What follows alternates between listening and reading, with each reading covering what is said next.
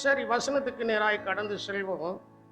யோபு 8ஆம் அதிகாரம் 8வது வசனத்தை நீங்கள் வாசிக்கும் போது, ஆகையால் நீர் முந்தின தலைமுறையாரிடத்தில் விசாரித்து அவர்கள் முன்னோர்களின் செய்தியை ஆராய்ந்து பார். இது யார் சொல்றா அப்படின்னா, யோபினுடைய சிநேகிதனாகிய பில்தாத் சொல்கிறதான வார்த்தை. யோபுக்கு ஞாபகப்படுத்துகிறார். நீர் முந்தின தலைமுறையாரிடத்தில் விசாரித்து அவர்கள் முன்னோர்களின் செய்தியை ஆராய்ந்து என்ன செய்யும் பார். அப்ப முந்தின தலைமுறைகள் எப்படி இருந்திருக்கிறது? தேவனாகிய கர்த்தர் ஆபிரகாம், ஈசாக்கு, யாக்கோபு, அப்படி பழைய ஏற்பாட்டிலையும் புதிய ஏற்பாட்டிலையும் பட்டியலை நாம் சொல்லிக் கொண்டிருப்போம் என்றால் அவர்கள் எப்படி இருந்திருக்கிறார்கள் என்கிறதை குறித்து சில காரியங்களை நாம் தியானிக்க போகிறோம். 2வது வசனத்தை வாசியுங்கள். 2 தீமோத்தேயு 1ஆம் அதிகாரம் 4வது வசனம். உன்னிலுள்ள மாயமற்ற விசுவாசத்தை நினைவு கூறுகிறதினால் என் முன்னோர்கள் முதற்கொண்டு சுத்தமான சாட்சியோடு ஆராதித்து வரும் தேவனை நான் ஸ்தோத்திரிக்கிறேன். அப்போ அங்கே சொல்லப்பட்டிருக்கிறது, பில்தாத் சொல்கிறார், முந்தின தலைமுறையாரிடத்தில் விசாரியும் என்று சொல்கிறார். இங்கே அப்போஸ்தலனாகிய பவுல் தீமோத்தேயுக்கு எழுதும்போது சொல்கிறார், என் முன்னோர்கள் முதற்கொண்டு சுத்த மனசாட்சியோடே ஆராதனை செய்து ஆராதித்து வரும் தேவனை. அப்போ முந்தின சந்ததி முற்பிதாக்கள் என்ன செய்தாங்கன்னா, சுத்த மனசாட்சியோட கூட கர்த்தரை என்ன செய்தார்களா? ஆராதித்தார்கள். இன்னைக்கு நம்ம ஆராதிக்கிறோமா? உங்களுடைய ஜெபங்கள்ல ஒரு சில நிமிடங்களாவது கரங்களை உயர்த்தி நீங்க ஜெபம். ஒரு சில நிமிடங்களாவது நீங்க எவ்வளவு பலவீனமா இருக்கட்டும், எவ்வளவு சுகவீனமா இருக்கட்டும், என்ன வேணாலும் இருக்கட்டும், உட்கார்ந்துட்டு ஜெபம் பண்ணுதீங்களோ, முழங்கால் நின்று ஜெபம் பண்ணுதீங்களோ, நடந்துக்கிட்டு ஜெபம் பண்ணுதீங்களோ, நின்றுக்கிட்டு ஜெபம், அது பெருசல்ல. உங்களுடைய ஜெபங்கள்ல ஒரு சில நிமிடமாவது நல்ல கரங்களை உயர்த்தி நீங்கள் ஆண்டவரை என்ன செய்ய வேண்டும்? ஸ்தோத்தரிக்க வேண்டும், ஆராதனை செய்ய வேண்டும், ஆராதனை செய்ய வேண்டும். எங்கே அதான் சொல்லப்பட்டிருக்கிறது, உன்னில் உள்ள மாயமற்ற விசுவாசத்தை நினைவு கூறுகிறதினால் என் முன்னோர்கள் முதற்கொண்டு சுத்த மனசாட்சியோடு ஆராதித்து வரும் தேவனை நான் என்ன செய்கிறேன்? ஸ்தோத்தரிக்கிறேன். சுத்த மனசாட்சியோட கர்த்தரை ஆராதிக்கணும். பழைய ஏற்பாட்டிலும் புதிய ஏற்பாட்டிலும் உள்ளதான பரிசுத்தவான்களை நீங்கள் கவனிக்கும் போது, பழைய ஏற்பாட்டிலும் புதிய ஏற்பாட்டில் உள்ள பரிசுத்தவான்களை கவனிக்கும் போது அவர்கள் ஆசீர்வாதமாய் இருப்பதற்கு காரணம், கர்த்தரை ஆராதிக்கும் போது அவர்கள் சுத்த மனசாட்சியோடு ஆராதித்தார்கள். அல்லேலூயா. நம்ம நல்லா தான் ஜெபம் பண்ணிட்டு இருப்போம், திடீர்னு அடுப்புல வச்ச அந்த குழம்பு பிடிச்சிட்டோம் வச்சுட்டோண்டு அங்க ஓடிடுவோம். அப்படிலாம் செய்யக்கூடாது. ஜெபம் பண்ண போறோம், எல்லாத்தையும் க்ளோஸ் பண்ணிடுறோம். ஜெபம் பண்ண போகும்போது அங்க இங்க அந்த வேலை இந்த வேலைங்கிற சிந்தனையே வரக்கூடாது. அந்த வேலைகளை வேலையை செய்வதற்கு முன்பு நீங்க நல்லா ஜெபிக்கலாம். அளவிட்டால் வேலையை செய்து முடித்துட்டு எல்லாத்தையும் ஆஃப் பண்ணிட்டு என்ன செய்யலாம்? ஜெபிக்கலாம். That is up to you. அது உங்களை சார்ந்ததான ஒரு காரியமா இருக்கிறது. ஆனால் ஜெபிக்கும் போது அது இது என்று நம்முடைய சிந்தனையை நாம் என்ன செய்யக்கூடாது? சிதறடிக்க கூடாது. ஒரு மனமாய் அந்த சுத்த மனசாட்சியோடு. யோபினுடைய வாழ்க்கையில எவ்வளவோ பிரச்சனைகள், ஆபிரகாமுடைய வாழ்க்கையில எவ்வளவோ பிரச்சனைகள், யாக்கோபுடைய வாழ்க்கையில எவ்வளவோ பிரச்சனைகள், மோசேயினுடைய வாழ்க்கையில எவ்வளவோ பிரச்சனைகள், தாவீதுனுடைய வாழ்க்கையில எவ்வளவோ பிரச்சனைகள், எஸ்தர் ராஜாத்தினுடைய வாழ்க்கையில எவ்வளவோ பிரச்சனைகள். அவ்வளவு பிரச்சனைகள் வந்தாலும் அவர்கள் ஒரு மனமாய் சுத்த இருதயத்தோடு கர்த்தரை ஆராதித்தபடியினாலே இன்னும் அவர்கள் பேர் சொல்லக்கூடிய அளவுக்கு கர்த்தர் அவர்களுடைய பேரையும் ஆசீர்வதித்திருக்கிறார், அவருடைய வம்சங்களையும் கர்த்தர் ஆசீர்வதித்திருக்கிறார். அல்லேலூயா. அதனால தான் இன்னைக்கு நம்ம ஜெபம் பண்ணுதோம், ஆண்டவரே முற்பிதாக்களின் ஆசீர்வாதம் எனக்கு வேண்டும். முற்பிதாக்களின் ஆசீர்வாதம் நமக்கு உண்டாக வேண்டும் என்றால் அதுக்கு அஸ்திபாரம் என்னவென்றால் சுத்த மனசாட்சியோடு கர்த்தரை ஆராதிக்க வேண்டும். அல்லேலூயா. சுத்த மனசாட்சியோடு கர்த்தரை என்ன செய்யணும்? ஒரு நிமிஷம் ஜெபம் பண்ணுவீங்களோ, அரை மணி நேரம் ஜெபம் பண்ணுவீங்களோ, ஒரு மணி நேரம் ஜெபம் பண்ணுவீங்களோ, எவ்வளவு நேரம் ஜெபம் பண்ணுதீங்களோ அது உங்களை சார்ந்தது. ஆனால் இந்த ஜெபம் பண்ணுற நேரத்துல உங்களுக்கு ஒரு சுத்த மனசாட்சி இருக்கும் என்று சொன்னால், உங்களுக்கு ஒரு சுத்த மனசாட்சி இருக்கும் என்று சொன்னால் உங்களுடைய ஜெபம் அங்கீகரிக்கப்படும். ஜெபம் அங்கீகரிக்கப்படுவது மட்டுமல்ல, அந்த ஜெபத்திற்கு ஏற்ற ஆசீர்வாதங்கள் உண்டாகும். பழைய ஏற்பாட்டில் அப்படிதான் செய்திருக்கிறாங்க. நம்ம எல்லாரும் நல்லா சொல்லுதோம், ஆபிரகாமுடைய ஆசீர்வாதம் வேணும். அன்னைக்கு ஆபிரகாமுடைய விசுவாசம் நம்மிடத்துல இருக்கா? சொல்லுங்களா? ஆபிரகாமுடைய விசுவாசம் நம்மிடத்துல இருக்கா? இப்ப சொல்லுங்க, வேண்டும் வேண்டும் என்ன வேண்டும்? விசுவாசம் வேண்டும்.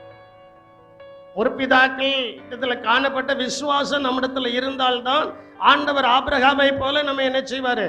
ஆசீர்வதிப்பார். ஆண்டவர் வெறுமனையா போ சொல்லிட்டாரு. கீரவா இருந்தவன சீரவாக்கி போப்பா நான் காட்டும் தேசத்துக்கு ஆண்டவர் போ சொல்றார். விசுவாசத்தோடு கடந்து போறார். சிலர் பாடுவாங்க, காடானாலும் மேடானாலும் கர்த்தருக்கு பின் நடப்பேன். ஆனா அது அனுபவத்துல வரும்போது கர்த்தருக்கு பின்னால நடக்காங்களா அல்லாட்டா வீட்டுல குப்பரடிக்க படுத்து தூங்குதாங்களாங்கிறது தெரியும். ஆபிரகாமுடைய அனுபவம், ஆண்டவர் சொல்லிட்டாரு, நான் காண்பிக்கும் தேசத்துக்கு நீ என்ன செய், போ. நான் காண்பிக்கும் தேசத்துக்கு நீ போன உடனே சாரால கூப்பிட்டாரு, வந்துட்டான். எல்லா வேலைக்காரர்களும் விட்டாங்க, வந்துட்டாங்க. எல்லாத்தையும் எடுத்துக்கிட்டு அவன் புறப்படும் போது லோத்து பார்த்தான், இந்த இடத்துல இருந்தா நமக்கு ஆசீர்வாதம் வராது, அதனால நம்முடைய பெரியப்பாவோடு சேர்ந்து நம்ம என்ன செஞ்சிடணும், பெயர்னுண்டு லோத்தும் கூட என்ன செஞ்சிட்டான், வந்துட்டான். ஆசீர்வாதம் அங்க உண்டாகுது. நன்றா என்னை கவனிக்கணும். உங்களுக்கு எனக்கும் பேர் என்ன பேரு? உங்களுக்கு எனக்கும் பேர் என்ன பேரு? சொல்ல மாட்டேங்கீங்களா? பிலீவர்ஸ். உங்களுக்கு எனக்கும் பேர் என்ன பேரு? அந்த வார்த்தை நம்ம இடத்துல அனுபவமா இருக்கிறதா? கொஞ்சம் யோசித்து பாருங்களா. நான் இந்த இடத்துல உட்கார்ந்து நான் கொஞ்சம் அப்படியே தியானம் பண்ணி கொண்டு இருக்கும்போது, எனக்குள்ள தியானம் பண்ணிட்டு இருக்கும்போது எனக்குள்ள ஒரு கோஷம், வேண்டும் வேண்டும் விசுவாசம் வேண்டும். என்ன வேண்டாம்? சொல்ல மாட்டேங்கீங்களே. உங்களுக்கு வேண்டாத மாதிரி உட்கார்ந்துகிட்டு இருக்கீங்க. நமக்கு என்னது வேண்டாம்? விசுவாசம் வேண்டாம். ஆபிரகாமுடைய விசுவாசத்தை குறித்து அங்கே சொல்லப்பட்டிருக்கிறது, அவன் விசுவாசத்தில் பலவீனமாய் இருந்ததில்லை. அவன் விசுவாசத்துல எப்படி இருந்ததில்லை?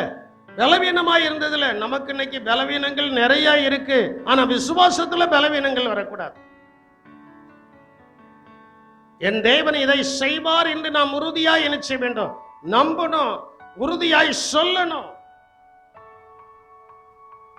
என் தேவன் எனக்காக யாவையும் செய்து முடிப்பார். வாயில் அல்ல, உள்ளத்தின் ஆழத்திலிருந்து தேவன் எனக்காக எல்லாவற்றையும் செய்து முடிப்பார் என்று கரங்களை உயர்த்தி கர்த்தரை ஆராதிக்க வேண்டும். அல்லேலூயா. அப்பொழுது அவைகள் உங்களுக்கு உண்டாகும். ஆமென். அப்பொழுது அவைகள் உங்களுக்கு என்ன செய்யும்? உண்டாகும். ரோமர் 4ஆம் அதிகாரம் 19வது வசனத்தில் சொல்லப்பட்டிருக்கிறது, அவன் விசுவாசத்தில் பலவீனமாய் இருந்தது இல்லை. அவன் எதுல பலவீனமாய் இருந்தது இல்ல? விசுவாசத்துல பலவீனமாய் இருந்தது இல்ல. நமக்கு விசுவாச பலவீனம் வரக்கூடாது. சரீர பலவீனம் வரட்டும், மாம்சிகம் பலவீனம் உள்ளதுதான். ஆவியோ சொல்ல மாட்டேங்கீங்களே, ஏன் கூட வர மாட்டேங்கீங்களே. மாம்சிகம் பலவீனம் உள்ளதுதான், ஆவியோ, ஆவி ஆபிரகாமை போல இருக்கணும். ஆவி எப்படி இருக்கணும்? ஆபிரகாமை போல விசுவாசம் நிறைந்ததா இருக்க வேண்டும். விசுவாசம் நிறைந்ததாய்.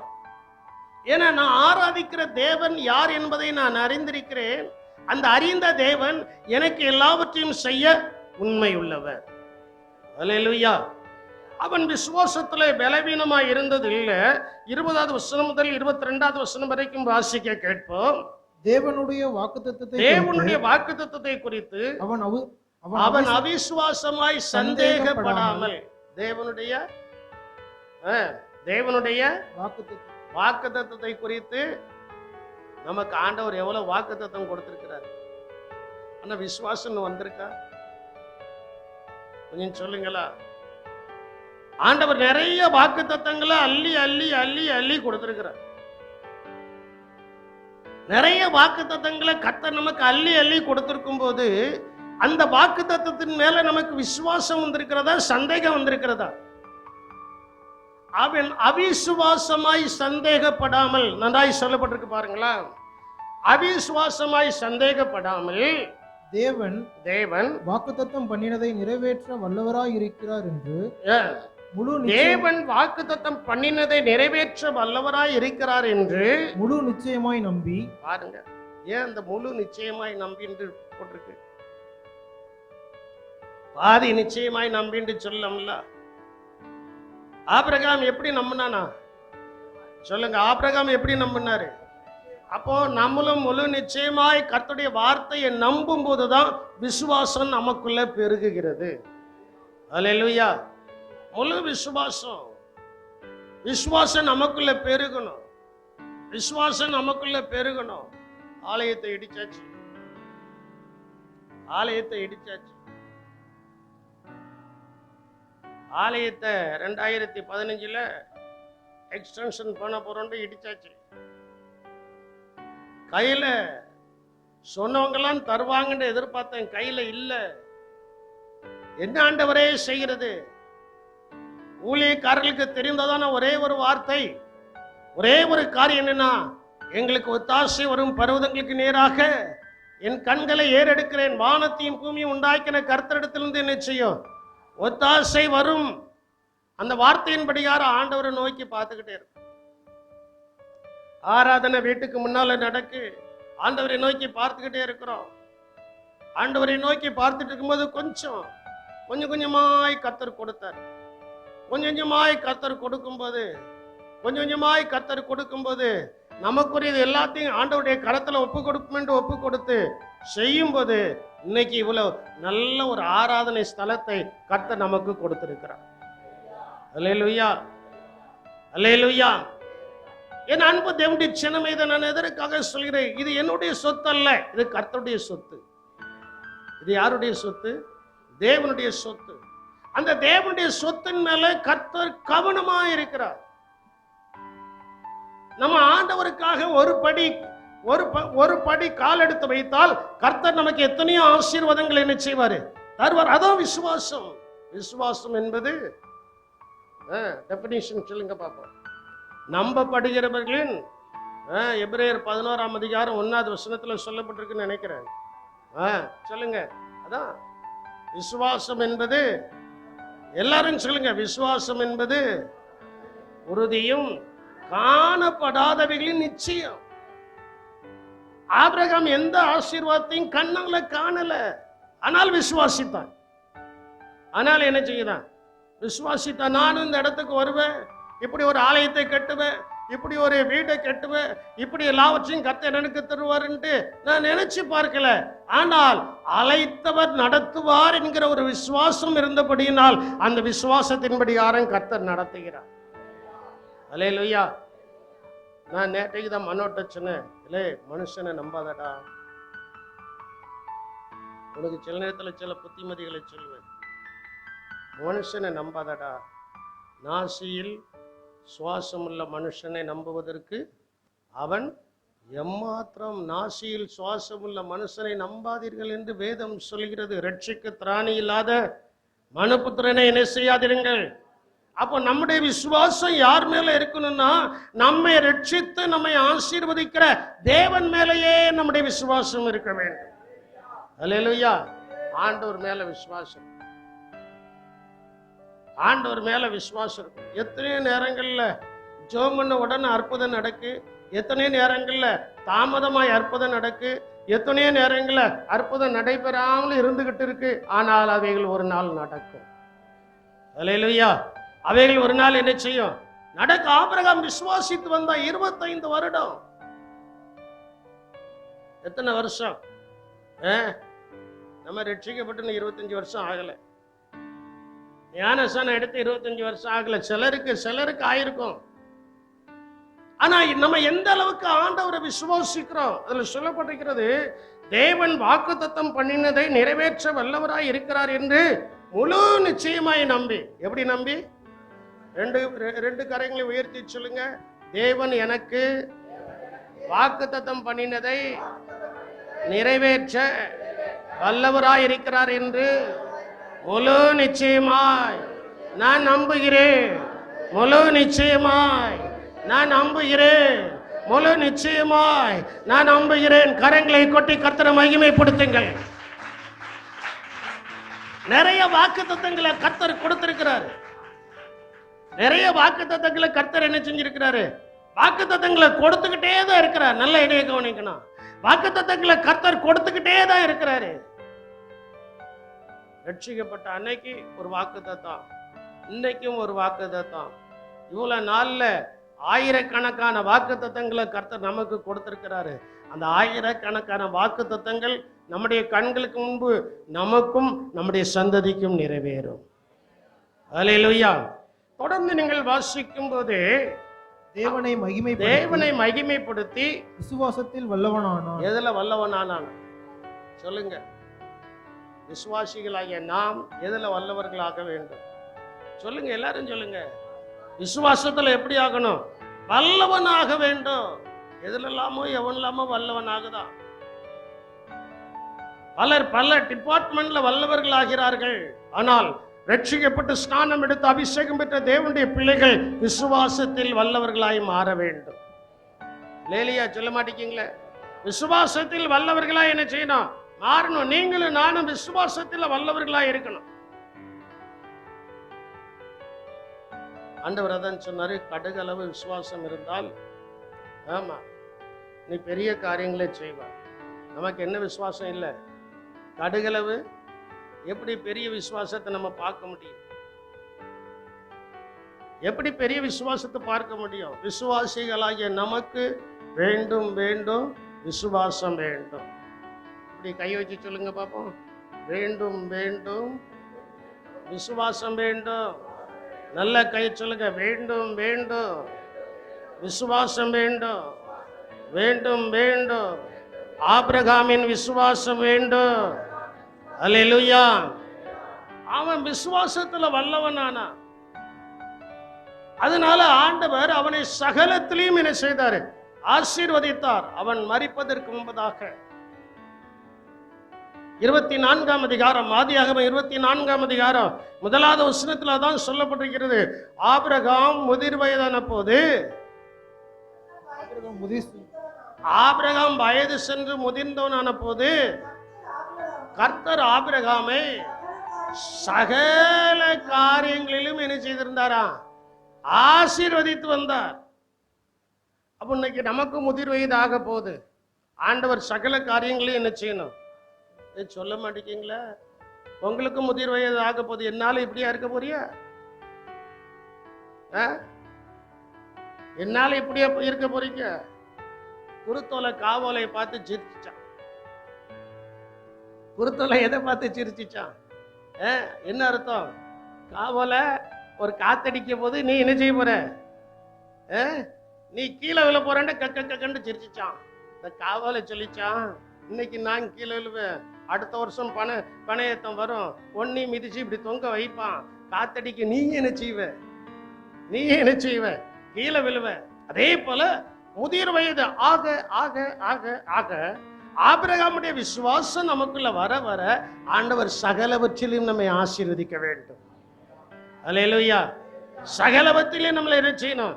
ஆசீர்வதிக்கணும். ஆசீர்வாதமாய் இருப்பதற்காக தான் இயேசு உங்களையும் என்னையும் அழைத்திருக்கிறார். அதற்கு தேவை அவர் மேல் வைக்கிற முழு நம்பிக்கை.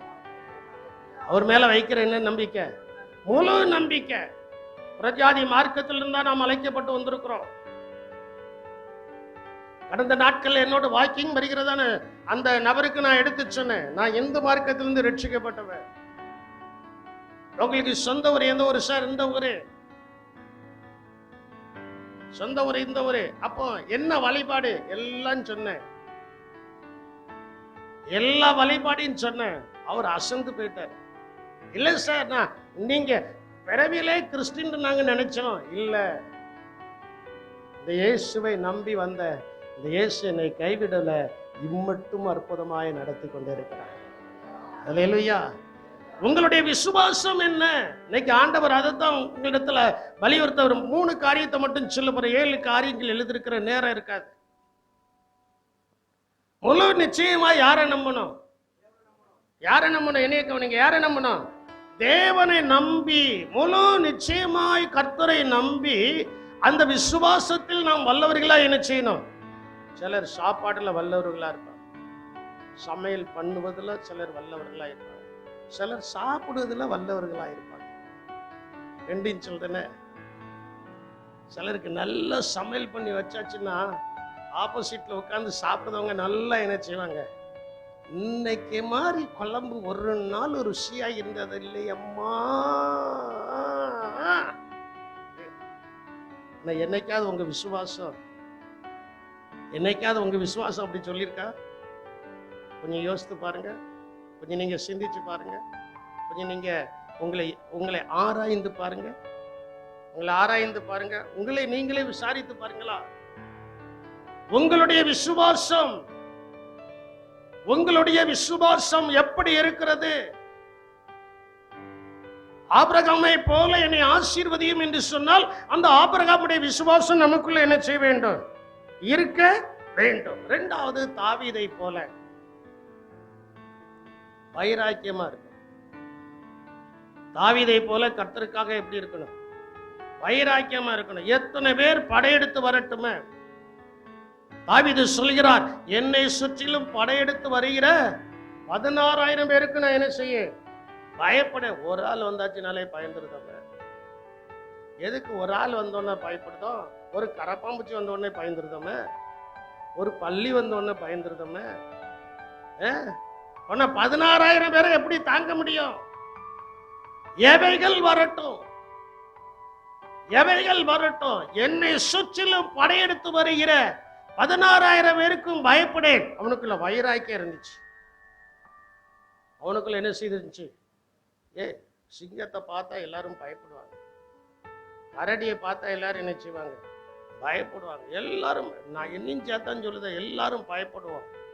ஆனா அந்த தாவீதுக்குள்ள ஒரு புது பலன் என்ன செய்துச்சு இருந்தது. எப்போ ஒருக்கு நான் யூடியூப்ல அந்த சத்தியமங்கலம் என்கிற காட்டுல ஒருத்தர் போயிட்டு இருந்தாரா, கேட்டேன். எனக்கு அதுல கேட்டது உண்மை சம்பவமே என்ன சம்பவமே எனக்கு தெரியாது. கேட்டேன். அவரு தலையில நல்ல வெயிட் வச்சு வீட்டுக்கு தேவையான பொருட்கள் வாங்கி கொண்டு போகும்போது எதிர்பாராத நேரத்துல ஒரு சிங்கம் என்ன செஞ்சிட்டான்? வந்துட்டான். இவருக்கு என்ன செய்யன்னு தெரியல.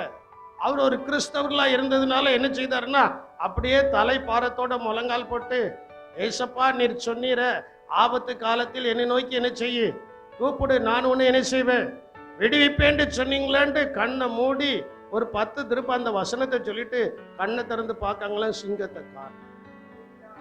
அல்லேலூயா. அனுபவம். அது என்னது? நல்ல என்னை கவனிக்கணும். அது என்னது? அனுபவம். அங்க போய் அந்த கேட்ட சாத்து பிள்ளைகளை வெளியிலையும் உள்ளயும் போயிட்டே இருக்காங்க. யாருக்கு அந்த எண்ணமே வராது. கர்த்தருக்கு ஸ்தோத்திரம், கர்த்தருக்கு ஸ்தோத்திரம், கர்த்தருக்கு ஸ்தோத்திரம். அப்போ அந்த எண்ணத்தை நீங்க பாருங்க. அவங்களுக்கு யார் சொல்லி கொடுத்தா? பலியில சிங்கனுக்கு கண்டிப்பாய் நம்மளை என்ன செஞ்சிடும்? வீரிடும். நம்ம வீட்டுக்கு என்ன செய்ய முடியாது? போக முடியாது. நம்மளுக்கு ஏதாவது நடந்துரும். பார்த்தா இந்த சிங்கங்களின் மேலான தெய்வம் ரட்சகராகிய இயேசு கிறிஸ்து முழங்கால் போட்டு ஜெபம். தலையில பாறை இருக்கு. பாரத்தோட முழங்கால் போட்டு ஜெபம் பண்ண முடியுமா? கஷ்டம். ஆனா ஜீவன் தப்ப வேண்டும். அதற்கு தேவனுடைய வார்த்தை ஆபத்து காலத்தில் என்னை நோக்கி நம்ம நோக்கி கூப்பிடுதமா? கொஞ்சம் யோசித்து பாருங்க. தாவீதுக்கு ஆபத்துகள் நிறைய சூழ்ந்து நின்றது. தாவீதுக்கு ஆபத்துகள் நிறைய சூழ்ந்து நின்றது. அந்த ஆபத்துகளில் எல்லாம் கர்த்தர் அவனை பாதுகாத்தார். அல்லேலூயா. காரணம் என்ன? அவனுக்குள்ள ஒரு வைராக்கியம். அவனுக்குள்ள சொல்ல மாட்டேங்கல. அவனுக்கு என்னது? ஒரு வைராக்கியம், வைராக்கியம் காணப்பட்டது, வைராக்கியம் இருந்தது, வைராக்கியம். இஸ்ரவேலுடைய ராணுவம் முழுவதும் இருக்கு. இஸ்ரவேலுடைய ராணுவங்கள், ராணுவ பயிற்சி பெற்றதான நபர்கள் முழுவதும் இருக்கிறார்கள். ஆனா அந்த கோலியாத்துக்கு முன்னால என்ன செய்ய முடியல? ஒருத்தரும் பதில் பேச முடியல. ஒருத்தரும் பதில் பேச முடியல. நான் அடிக்கடி யோசிப்பேன், தாவீதை அவங்க அப்பா அனுப்புனது ஒருவேளை தகப்பனுடைய விருப்பத்தின்படி யாரும் அனுப்பியிருக்கலாம். ஆனால் தாவீதை அனுப்புனது அதற்கு முந்தின அதிகாரத்துல அவனை கர்த்தர் அபிஷேகித்தபடினால் அந்த அபிஷேகம் தான் அவனை கொண்டு சென்றது. அல்லேலூயா. 16ஆம் அதிகாரத்துல அங்க தாவீது என்ன செய்யப்படுகிறார்? 15ஆம் அதிகாரம் 16ஆம் அதிகாரத்துல தாவீது அபிஷேகிக்கப்படுதான். அப்போ நமக்கு கர்த்தர் மேல ஒரு வைராக்கியம் இருக்குதுன்னு சொன்னால், அபிஷேகம் பெற்றால் அந்த வைராக்கியம் தானா என்ன செய்து விடும்? வந்துவிடும். அந்த வைராக்கியம் நமக்குள்ள இருக்கணும். தாவீதுக்கு அந்த வைராக்கியம் இருந்துச்சு. ஒவ்வொருத்தட்டியா போய் பேசுதான், ஏய் இந்த மனுஷனை கொள்ளுதவனுக்கு என்ன கிடைக்கும்? எல்லாம் கிடைக்கும். உங்க அண்ணன் வந்தா எலியா, இல்லை இங்க உனக்கு என்னடா வேலை? இந்த வனாந்தரத்துல கொஞ்சம் ஆடு இருக்கு, அதையும் விட்டுட்டு நீ வேடிக்கை பார்க்கறதுக்கு வந்த? ஓடிப்போ அப்படிதானே சொல்லியிருப்பான். ஓடிப்போ சொன்னா, நான் வந்ததற்கு ஒரு முகாந்தரம் என்ன செய்கிறது? நீங்கள் கர்த்தரை ஆராதிப்பதற்கு ஒரு முகாந்தரம் இருக்கு, நீங்கள் ஜெயம் எடுப்பீர்கள். அல்லேலூயா. அதுக்கு தேவை நல்ல வைராக்கியம். ஆண்டவருக்காக வைராக்கியமா இருக்கணும். தேவனுக்காக கொண்டதான வைராக்கியம் என்ன? இப்ப சொல்லுங்க, வேண்டும் வேண்டும் என்னது வேண்டும்? ஆமா, ஆத்துல ஒரு காலு, தோணியில ஒரு காலு வேண்டாம். அல்லேலூயா. ஆத்துல ஒரு காலு, தோணியில ஒரு காலு வேண்டாம். என்ன நடக்கட்டுமே, என்ன நடக்கட்டுமே, ஆண்டவர் விட்டுக்கிட்டே இருப்பாரு. கடைசியா ஒரு சுண்டு சுண்டுவாரு. அந்த சுண்டுல தேவனால் அபிஷேகம் பெற்றவர்கள் மேலே மேலே ஜெயத்தின் மேல் ஜெயம் பெற்று அவர்கள் மகிமையாக இருப்பார்கள். சுண்டப்பட்டவர்கள் தானா பசுமையாய் கீழே வந்து விடுவார்கள். அல்லேலூயா. போய் நல்லா நீங்க யோசித்து பாருங்க. ஆபிரகாமுக்கு அந்த தாவீதுக்கு அந்த வைராக்கியம் செய்துச்சு இருந்துச்சு. ராஜாட்ட போனா ராஜாவும் சொல்லிட்டாரு, எப்பா நீ இளைஞன், அவன் சிறு வயதுல இருந்து யாரு சொல்ல மாட்டேங்க. சிறு வயதுல இருந்தே அவன் யாரு? யுத்த வீரன். சின்ன வயசுல இருந்தே அவன் யுத்த வீரன். சின்ன வயசுல இருந்தே அவன் யுத்த வீரனா இருக்கிறபடினால அவனை நீ ஜெயிக்க முடியாதுப்பா. நம்ம ஆட்கள் அப்படிதான் சொல்லுவாங்க சில நேரத்துல. நீ என்னத்தை தான் ஜெபம் பண்ணாலும் அவனுக்கு முன்னால போய் நீ என்ன செய்ய முடியாது. நல்லா என்ன கவனிங்க, என்னத்தை தான் ஜெபம் பண்ணாலும் நீ அவனுக்கு முன்னால போய் என்ன செய்ய முடியாது. அது ஒரு அசுத்தாவி. அந்த ஆவியை என்ன செய்யணும்? விரட்டும். அப்படி என்ன செய்யணும்? விரட்டிட்டு அந்த இடத்துல விசுவாசத்தோடு கூட வைராக்கியத்தோட போய் என்ன செய்யணும்?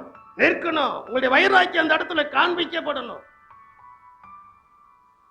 வைராக்கியம் அந்த இடத்துல என்ன செய்யணும்? காண்பிக்கப்படணும். வைராக்கியத்தோட போய் நின்று ஆண்டவருக்காக, தேவனுக்காக வைராக்கியத்தோட போய் நிற்கணும். நமக்கு ஒரு வைராக்கியம் வேண்டும்.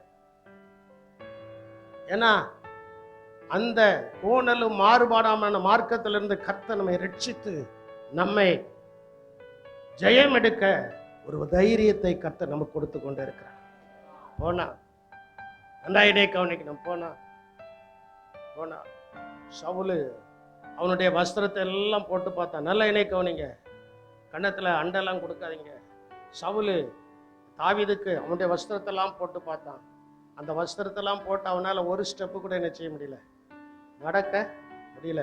உலகத்தினுடைய வேஷம் நம்முடைய விசுவாசத்தை கெடுக்கும். உலகத்தினுடைய வேஷம் நம்முடைய விசுவாசத்தை என்ன செய்யும்? உலகத்தின் கவர் நமக்கு வேண்டாம், பரிசுத்தாவியின் கவர் நமக்கு இருந்தால் போதும். அல்லேலூயா. இந்த சவுலுக்கு இருந்தது உலகத்தினுடைய கவர், தாவீதுக்கு இருந்தது அபிஷேகத்தினுடைய கவர். இன்னைக்கு அநேகர் அபிஷேகத்தினுடைய கவரை இழந்து விட்டார்கள். ஏன்? வைராக்கியம் இல்லாமல் போனது. அபிஷேகம் இல்ல. கையில வேதம் இருக்கிறது, கையில பட்டயம் இருக்கிறது, கையில எல்லாம் இருக்கிறது.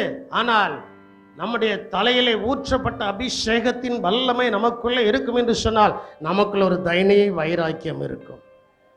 அல்லேலூயா. தனி வைராக்கியம் என்ன செய்யும்? இருக்கும். அந்த வைராக்கியம் நமக்கு அவசியம். எல்லாத்தையும் போட்டு பார்த்தான், இதெல்லாம் நமக்கு அபியாசம் இல்லை. தூர கலத்தி போட எல்லாத்தையும் தூர கலத்தி போட்டாச்சு. போனா 5 கூழாங்கல், ஒரு கல்லை தான் சுத்தி விட்டான்.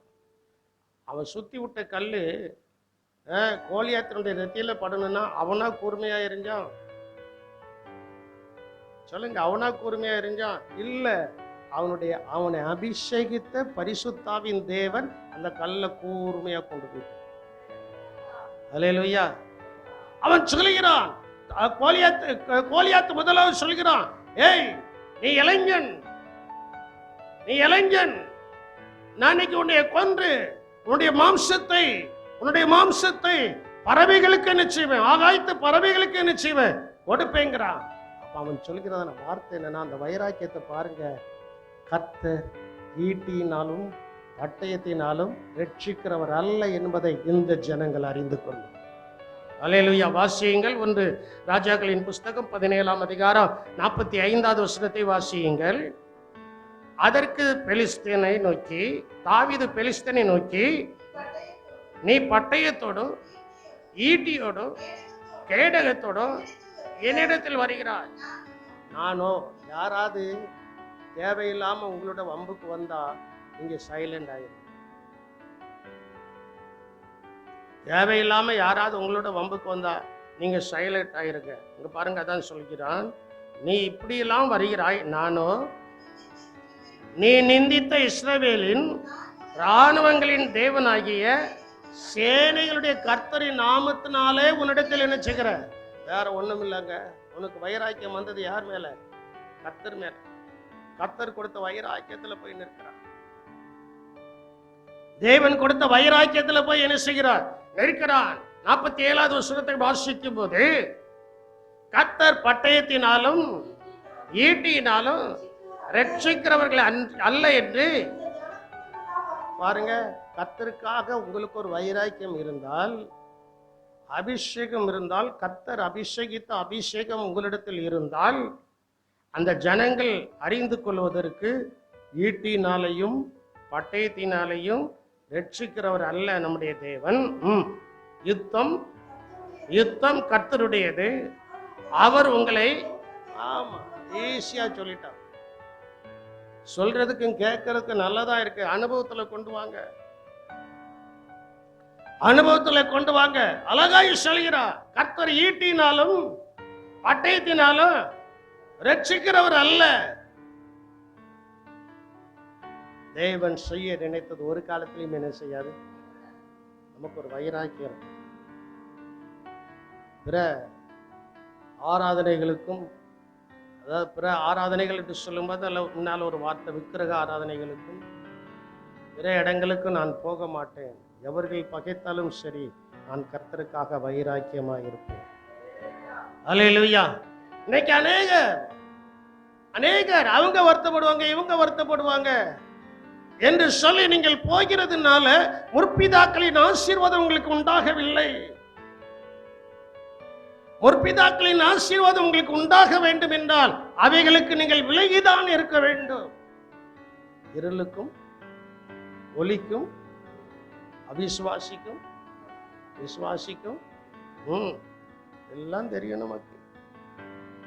ஆனால் தெரிந்தாலும் அதுல இருந்து வெளியில என்ன செய்ய மாட்டோம். தெரிந்தாலும் அதுல இருந்து வெளியில என்ன செய்ய மாட்டோம், வரமாட்டோம். சைனி எந்திரிச்சு முன்னால அங்க வந்து உட்கார், கர்த்தருடைய ஆசீர்வதிப்பார். அப்ப நன்றாய் நீங்கள் புரிந்து கொள்ள வேண்டும்.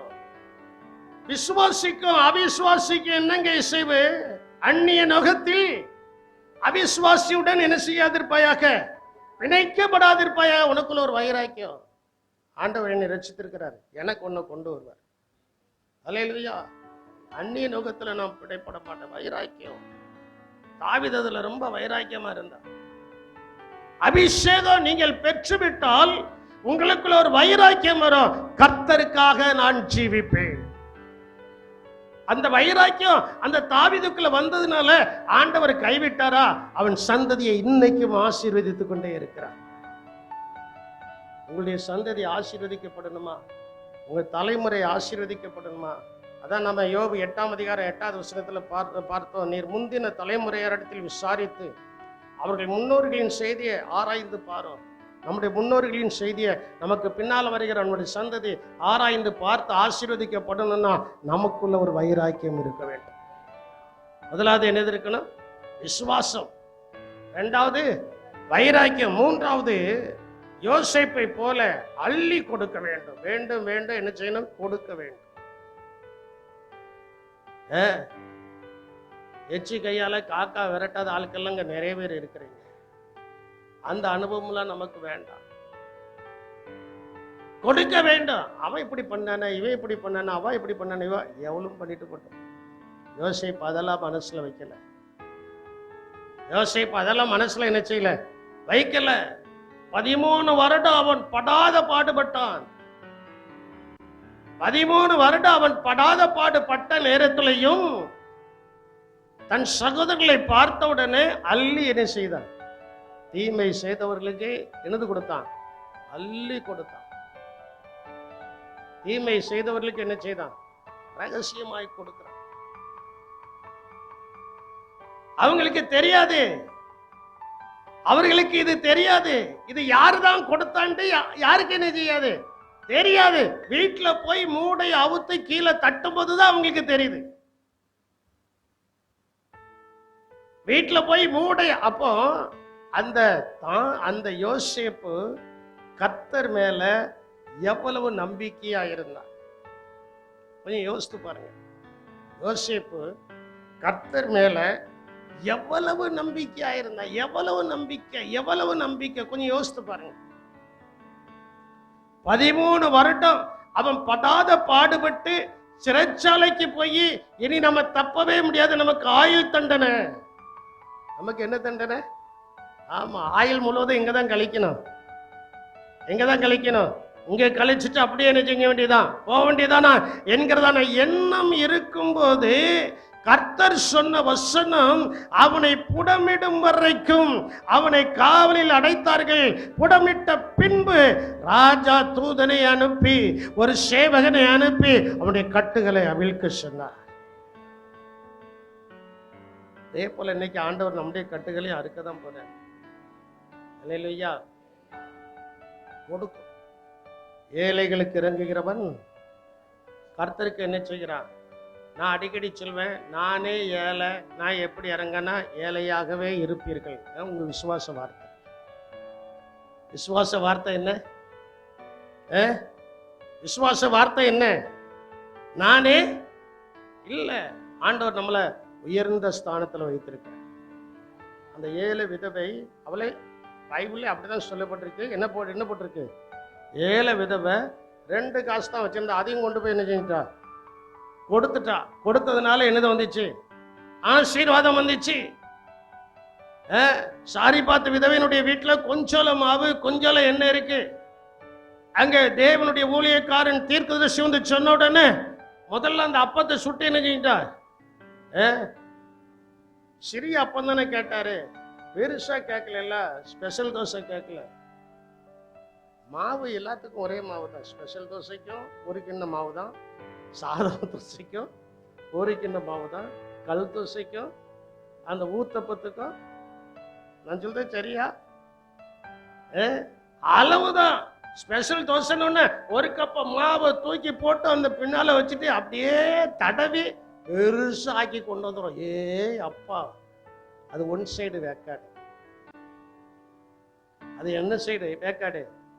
இன்னைக்கு அநேகர் ஒன் சைடு வேக்காடுல தானே இருக்காங்க. 2 சைடும் வேகல. எப்ராஹிம் திருப்பி போடாத. ஆமா, அந்த கதையில இருக்கிறதுனால தான் ஆசீர்வாதம் வரல. கர்த்தருக்கு ஸ்தோத்திரம். அவன் சோதிக்கப்பட்டான். சோதிக்கப்படும் போது பொன்னாக விளங்கினதுனால அள்ளி கொடுக்க ஆரம்பித்தான். அவனுடைய விசுவாசம் அள்ளி என்ன செய்தது? வருமானதான். அள்ளி கொடுத்த ஏறைத்தான். அப்படியா? எல்லாத்தையும் கேட்டுட்டு சரி இருக்குந்தா போ கொடுத்துட்டான். யாரும் அறியல, யாரும் என்ன செய்யல. உன் வலது கை செய்கிறதே உன் இடது கை என்ன செய்யக்கூடாது. அதான் ஆண்டவருக்காக உண்மையாய் கொடுக்கிறது. நான் கொடுத்தனே, நான் கொடுத்தனே, நான் கொடுத்தனே. நான் ஆண்டவர் மேல இருந்து சொல்வாரு, நான் உனக்கு கொடுத்தனே, நான் உனக்கு கொடுத்தனே. அவர் சொல்லுவாரா சொல்ல மாட்டாரா? கொஞ்சம் யோசித்து பாருங்க. அவர் சொல்லுவாரா சொல்ல மாட்டாரா?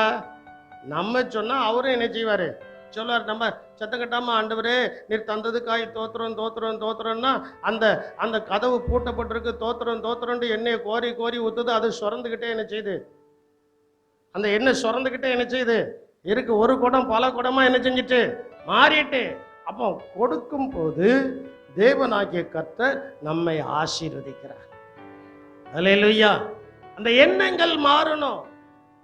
எஸ்தரை போல நல்ல உபவாசித்து ஜெபிக்கணும். எஸ்தர் ஒரு ஜெயத்தை எடுத்தால் அதுக்கு காரணம் என்ன? உபவாச ஜெபம் தான். இன்னைக்கு நம்ம உபவாச ஜெபம்னு சொல்லுதோம், வரமாட்டோம். ஒரு நேரமாவது சாப்பிடாம வந்து மாசத்துல ஒரு நாளாவது உட்கார்ந்து ஆண்டவருடைய சமூகத்துல ஜெபம் பண்ண வாங்கன்னா எனக்கு அன்னைக்கு தான் அந்த வேலை இருக்கு, இன்னைக்கு தான் அந்த வேலை இருக்குன்னா எங்க இருந்து ஆசீர்வாதம் வரும்? கொஞ்சம் யோசித்து பாருங்க. நான் உங்களை தப்பா சொல்ல மன்னிச்சுக்கிடுங்க, ஆனாலும் சொல்ல வேண்டியது அந்த கடமை. நான் சொல்லியே ஆக வேண்டும். 2 மணி நேரம் தான் ஜெபம் பண்ணுது. அந்த 2 மணி நேரத்திலேயாவது ஒரு உபவாசத்தோட ஒரு காலையில சாப்பிடாம இருந்து ஆண்டவருடைய சமூகத்தில் வந்து ஜெபிக்க மனம் இல்லை. ஆனால் எஸ்தர் ராஜ்யத்தை என்ன செய்தாலும் 3 நாள் அல்லும் பகலும் புசியாமலும் குடியாமலும் நம்ம கன்வென்ஷனுக்கு கூப்பிட்டுருக்கோம்ல, பாஸ்டர் பர்னபாஸ் டேனியலு அவர் 120 நாள் சாப்பிடாம இருந்திருக்காரு. குடல் என்ன குடல் தான், குடல் என்ன குடல், பிளாஸ்டிக் குடல். 120 நாள். எங்க மாமாவோட சேர்ந்து 40 நாள் எங்க மாமாவும் உபவாசம் இருந்தாங்கன்னா எதுவும் குடிக்க மாட்டாங்க. 40 நாள் அவங்க பாட்டில் உட்காந்து தோத்துறோம் இருப்பாங்க. அவர் 120 நாள் உபவாசம் இருந்திருக்கிறாரா, ஒன்னும் குடிக்கல.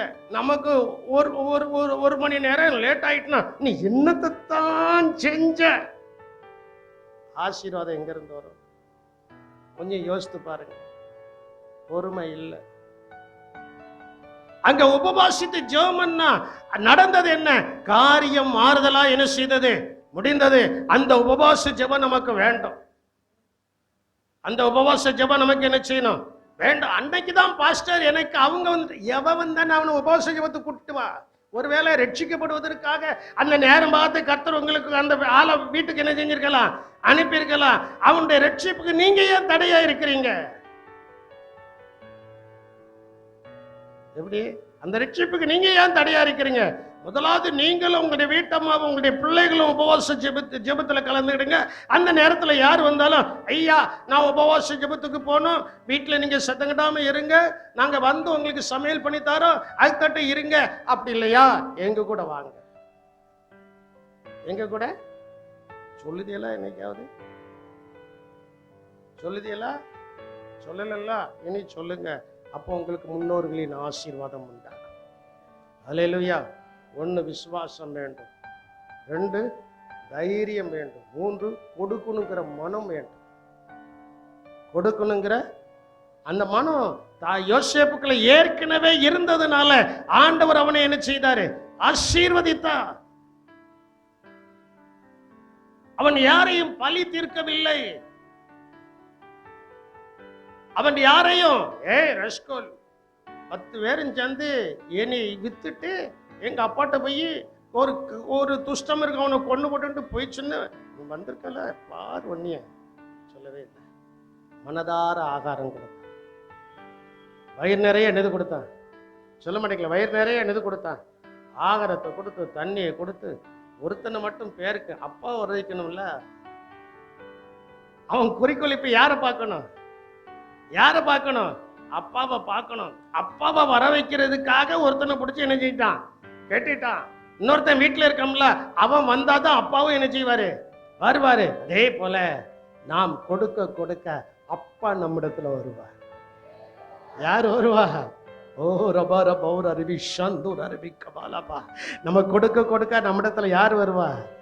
ஏசப்பா என்ன செய்வாரு?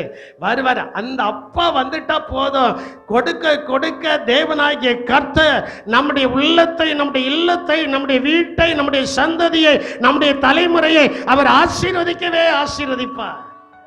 முழங்கால் படிடுவோமா ஆண்டவருடைய சமூகத்துல? ஆண்டவரே, முற்பிதாக்களின் ஆசீர்வாதங்கள் வேண்டும்.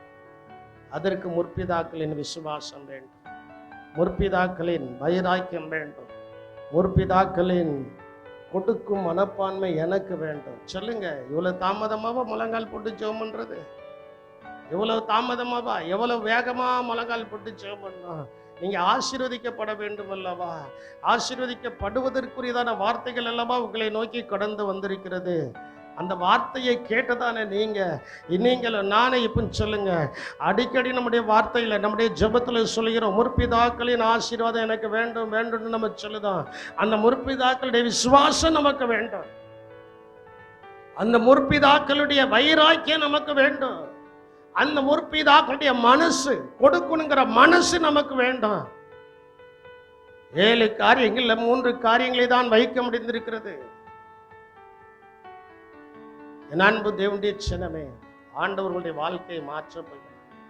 வசனத்தை கேட்டுட்டு நீங்க அப்படியே பண்ண மாறாது. வசனத்தின் படிகாரம் ஜீவிக்க தன்னை அர்ப்பணிக்கும் போதுதான் உடைய வாழ்க்கை மாறப்போகிறது. முற்பிதாக்களின் ஆசீர்வாதம் உங்களுக்கு உண்டாக போகிறது. கரங்களை உயர்த்தி இப்போ நீங்க சொல்லுங்க, ஆண்டவரே, முற்பிதாக்களை போல என்னை ஆசீர்வதி. எல்லாரும் சொல்லுங்க, முற்பிதாக்களை போல என்னை ஆசீர்வதி. அந்த முற்பிதாக்களுக்குள் இருந்ததான விசுவாசம் எனக்கு வேண்டும் கர்த்தாவே. அந்த முற்பிதாக்களுக்குள் இருந்ததான தைரியம், வைராக்கியம் எனக்கு வேண்டும் கர்த்தாவே. அந்த முற்பிதாக்களுக்குள் இருந்ததான மனசு, கொடுக்க வேண்டும் என்கிற மனசு எனக்கு வேண்டும் கர்த்தாவே. இந்த 3 காரியத்திலையும் ஆண்டவரே, உமக்காக நான் இருக்கும்போது எனக்காக நீர் எல்லாவற்றையும் செய்து என்னை ஜனத்தின் மத்தியில, ஜாதிகளின் மத்தியில அற்புதமாய் நடத்த போகிறபடினால் உமக்கு ஸ்தோத்திரம் சொல்லி கர்த்தரை ஸ்தோத்திரம் பண்ணுங்க. ஹல்லேலூயா. மே துதிக்கிறங்க தாவே, இயேசுவே மே துதிக்கிறங்க தாவே, மே ஸ்தோத்திரிக்கிறங்க தாவே, மே துதிக்கிறோம். எங்கள் அன்பின் ரட்சகரே, நாங்கள் உம்மை துதிக்கிறோம், உம்மை ஸ்தோத்திரிக்கிறோம். அடிக்கடி எங்களுடைய ஜெபங்களை நாங்கள் சொல்கிறதான காரியம், எங்கள் முற்பிதாக்களின் தேவனே, எங்களுடைய முற்பிதாக்களாகிய ஆபிரகாம், ஈசாக்கு, யாக்கோபு என்பவர்களுடைய ஆசீர்வாதங்களினால் எங்களை ஆசீர்வதியும் என்று எங்களுடைய ஜெபங்களிலேயும் எங்களுடைய நினைவுகளிலேயும் அந்த வார்த்தைகள் ஓடிக்கொண்டு இருக்கிறது. அவர்கள் ஆசீர்வதிக்கப்பட்டது எப்படி என்பதை குறித்து நாங்கள் தியானித்தோம் கர்த்தாவே. இந்த தியானமானது வெறும் தியானமாயிராதபடி எங்களுடைய வாழ்க்கையிலே ஒரு பெரிய ஆசீர்வாதத்தின் ஊற்றாக கர்த்தர் இதை எங்களுக்கு எழுப்பி தந்தபடியினால் உமக்கு ஸ்தோத்திரம். கிருபையும் ஆசீர்வாதமும் கூட இருக்கட்டும். கர்த்தர் பலப்படுத்தும், உடைய நாமத்தை நிர்மகிமைப்படுத்தும். ஆசீர்வதித்தரலும், ஆசீர்வதித்தரலும். முற்பிதாக்களின் ஆசீர்வாதங்களை எங்களை நிரப்பும். கிருபை கூட இருக்கட்டும். இயேசுவின் நாமத்தில் ஜெபிக்கிறோம் ஜீவனுள்ள நல்ல தகப்பனே, ஆமென்.